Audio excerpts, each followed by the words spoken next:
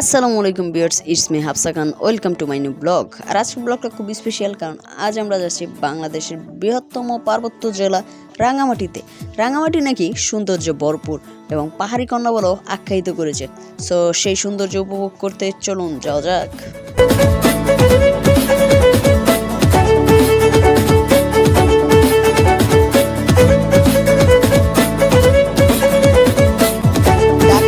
রাঙামাটির দূরত্ব সড়ক পথে প্রায় 300 কিলোমিটার। সো আমরা বেছে নিয়েছিলাম যাত্রাপথের ডলফিন বাসকে। প্রথমেই সিট পেয়ে যাই এবং আরামসে বসে রওনা দেই রাঙামাটির উদ্দেশ্যে। সো কথা না বাড়িয়ে চলুন যেতে থাকি রাঙামাটির পথে।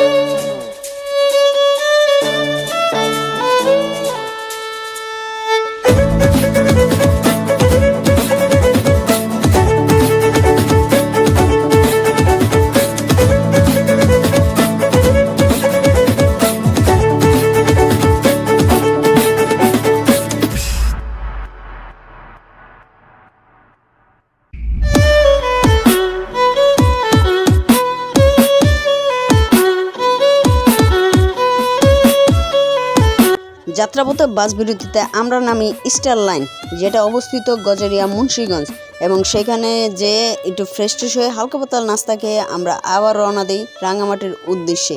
সো চলুন যেতে থাকি।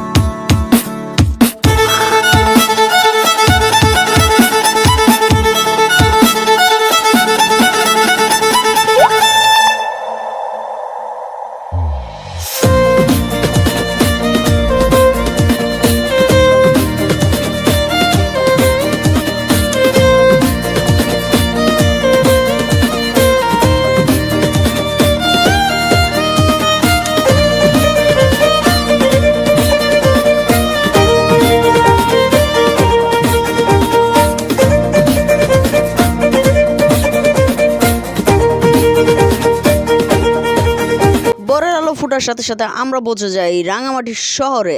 এখন আমরা ব্যাগপত্র নিয়ে হোটেলে যাব এবং হোটেল আগে থেকে বুক করা ছিল।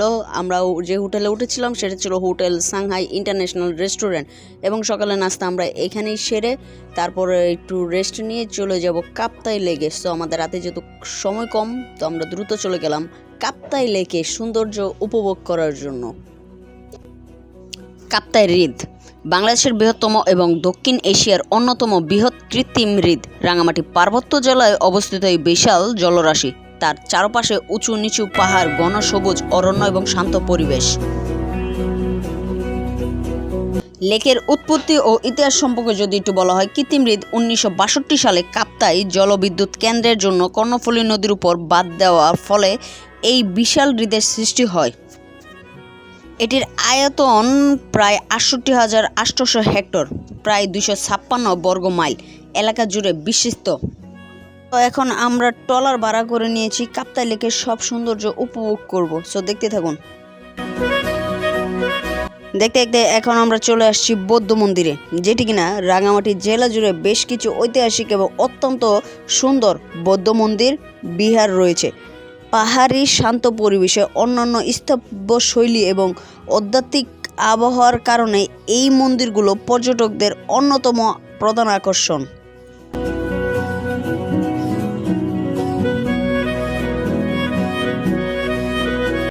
ফরমন পাহাড়ের বৌদ্ধ মন্দির। পাহাড়ের উচ্চতা সমুদ্রপৃষ্ঠ থেকে এই পাহাড়টির উচ্চতা প্রায় 1518 ফুট, সাধারণ ভূমি থেকে উঁচু।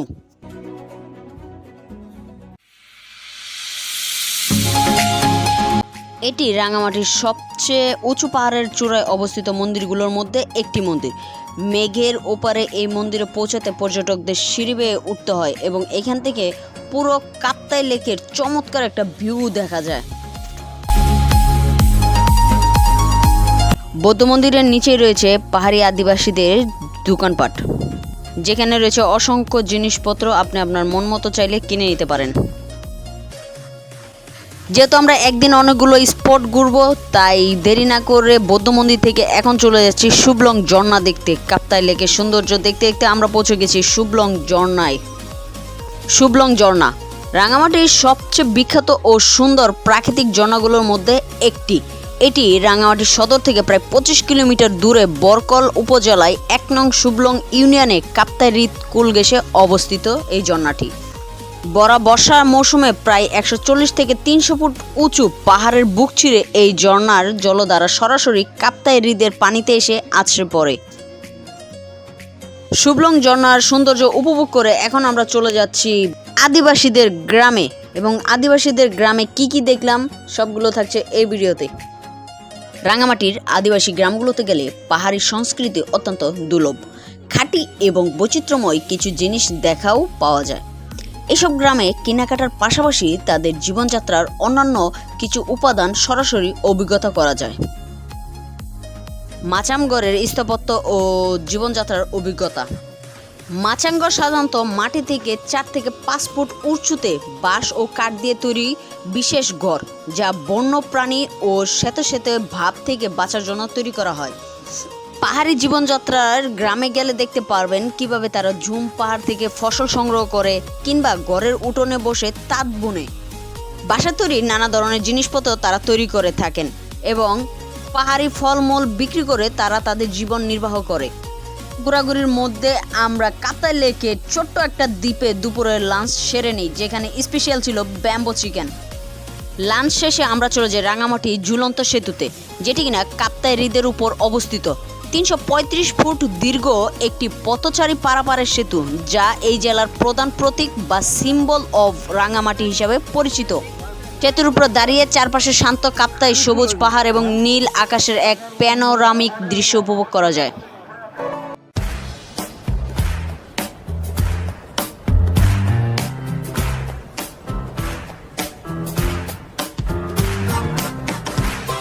সৌন্দর্যে ভরপুর রাঙামাটি। এইসব সৌন্দর্য দেখতে দেখতে আমরা এখন চলে আসছি পলয়েল পার্কে। রাঙামাটি শহরের কাপ্তাই হ্রদের কুল ঘেঁষে অবস্থিত রাঙামাটি জেলা পুলিশের ব্যবস্থাপনায় পরিচালিত একটি আধুনিক দৃষ্টিনন্দন ও অত্যন্ত সুসজ্জিত বিনোদন পার্ক। এটি রাঙামাটি শহরের সবচেয়ে জনপ্রিয় পর্যটন স্পটগুলোর মধ্যে একটি। পলয়েল পার্কের বিশেষ স্মারক বা ভাস্কর্য আছে একটি লাভ পয়েন্ট নামে, যা পরিচিত। বর্ণিত আছে 2014 সালে 19 মার্চ আমেরিকার প্রবাসী আলাউদ্দিন পাটোয়ারি তার নববিবাহিত স্ত্রী আইরিন সুলতানা নিমাকে নিয়ে রাঙামাটিতে বেড়াতে আসেন।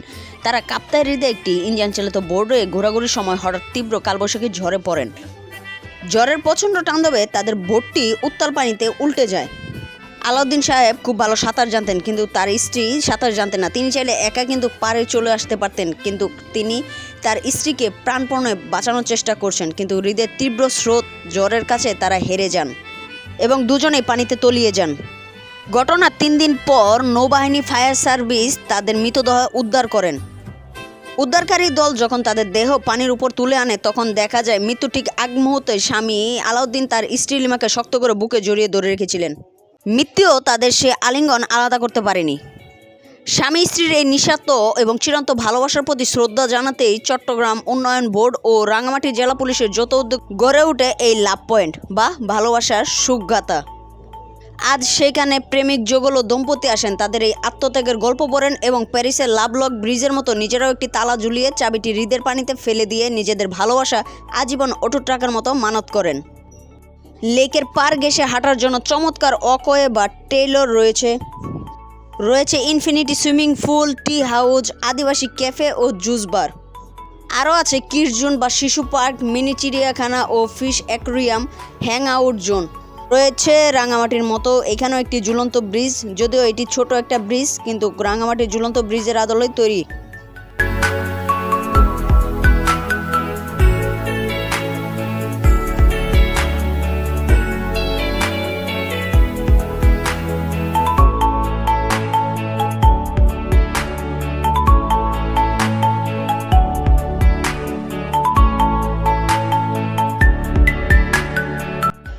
পাহাড় ও কাপ্তাই লেকের মায়াবী মেলাবন্ধন উপভোগ করতে যান্ত্রিক জীবনে ক্লান্তি ভুলে আজই ঘুরে আসুন রাঙামাটি থেকে।